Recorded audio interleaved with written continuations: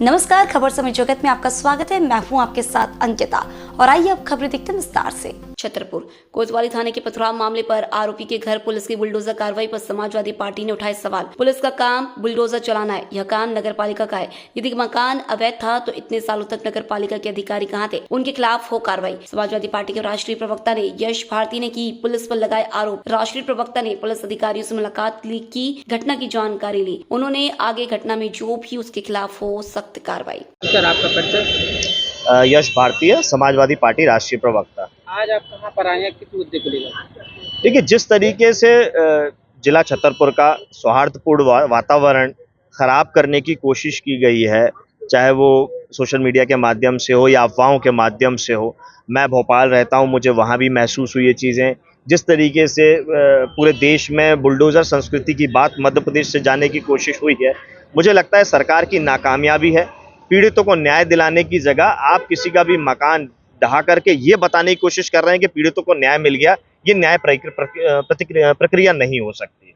न्याय की व्यवस्था न्यायालय से होती है, पुलिस की जांच के माध्यम से होती है और वही ठीक तरीके का रास्ता है। बुलडोजर चला के आज अगर आपके मेरे बीच में झगड़ा हो जाए और एक पक्ष के मकान को ढहा दिया जाए तो कि दूसरा पक्ष संतुष्ट हो जाएगा? तो बुलडोजर चलाना नगर पालिका का काम है, पुलिस का काम जांच करना है। जांच करके सही अपराधी को अपराध में दोषी करवाना न्यायालय के माध्यम से, ये पुलिस का काम है। तो पुलिस का काम पुलिस को करने दें। ये नगर पालिका का बुलडोजर का काम नहीं है कि वो न्याय दिलाने के लिए बातें करेगा। जैसे कि पथराव कांड हुआ था दूसरे समुदाय के द्वारा, तो पुलिस के द्वारा जो कार्रवाई की गई है उससे आप संतुष्ट हैं? देखिए, ये देश के अंदर बड़ा दुर्भाग्यपूर्ण माहौल बना है कि पुलिस कोतवाली के अंदर पुलिस पे हमला होना, ये बहुत दुर्भाग्यपूर्ण है। और मुझे लगता है इसमें जो भी लोग दोषी हैं, जो अपराधी प्रवृत्ति के लोग हैं, जिन्होंने ये अपराध किया है, उनकी सख्त से सख्त कार्रवाई होनी चाहिए।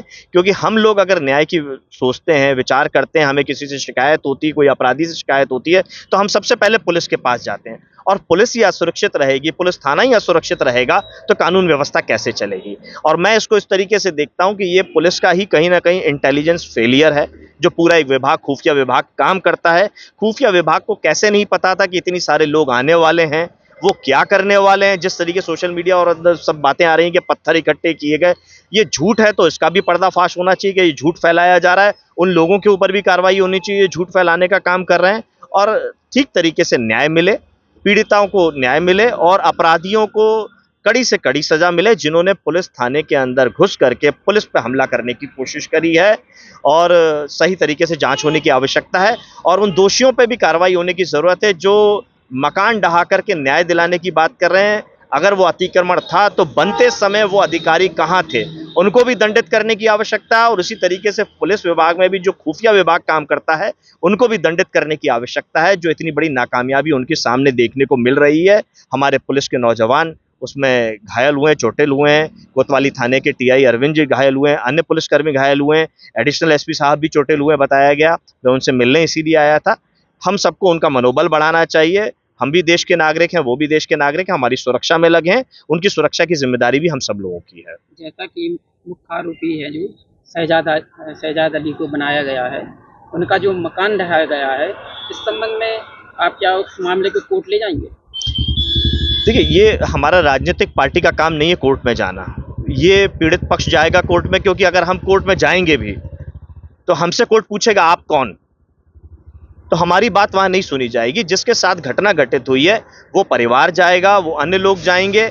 मैं यही कह रहा हूं, नाइंसाफी देश के अंदर नहीं होनी चाहिए।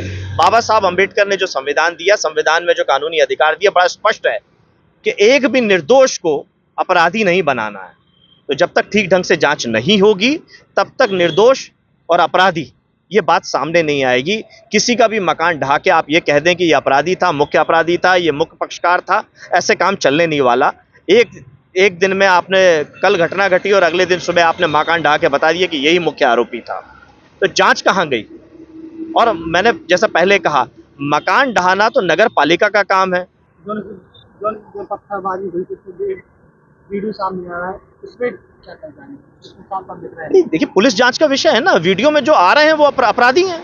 अगर पत्थर फेंकता हुआ जो व्यक्ति दिख रहा है उसको ना आप बचाने की कोशिश करेंगे, ना पुलिस बचाने की कोशिश करेगी, ना मैं बचाने की कोशिश करूंगा, लेकिन फिर भी अगर कोई बचाने की कोशिश करता है तो उसके ऊपर भी कार्रवाई होनी चाहिए। हम यह बात रखते हैं क्योंकि पुलिस के ऊपर हमला हुआ है, पुलिस के ऊपर हमला हुआ है, किसी आम जन आदमी चलते फिरते व्यक्ति के पास नहीं। हमारे देश में संवैधानिक अधिकार बाबा साहब ने जो दिए हैं, हर आम नागरिक की सुरक्षा की जिम्मेदारी होनी चाहिए और वो जिम्मेदारी पुलिस के पास है और पुलिस ही असुरक्षित हो रही है तो फिर कड़ी से कड़ी कार्रवाई की आवश्यकता है, लेकिन किसी निर्दोष को अपराधी ना बनाया जाए, इस बात का ध्यान विशेष तौर पर रखने की आवश्यकता है।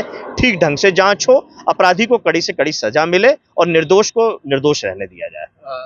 यश जी, जानकारी ये भी है कि कभी ऑटो चलाते थे, कपड़ा फेरी लगाते थे, आखिर करोड़ों का बंगला हवेली कैसे कहाँ से? नहीं, ये सब बातें देखिए, कोई आज इस घटना से जोड़ करके आप ये कहें कि उनके पिताजी क्या करते थे, उनकी माताजी क्या करती थी, ये अभी तक क्यों नहीं आई बातें सामने?